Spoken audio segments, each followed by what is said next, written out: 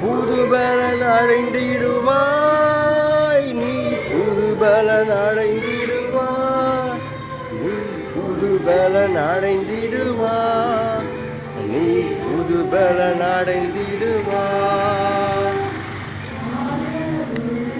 தாகமுள்ள மேல் ஆண்டவர் என்ன பண்றார்? ஆவியை ஊற்றுகிறார். ஆமென். இந்த வேளையில வறண்ட நிலத்தின் மேல் ஆண்டவர் என்ன பண்ணுகிறார்? தண்ணீரை ஊற்றிடுவார். தாகம் உள்ளவன் மேல் ஆவியை ஊற்றிடுவார். வறண்ட நிலத்தின் மேல் தண்ணீர் ஊற்றிடுவார்.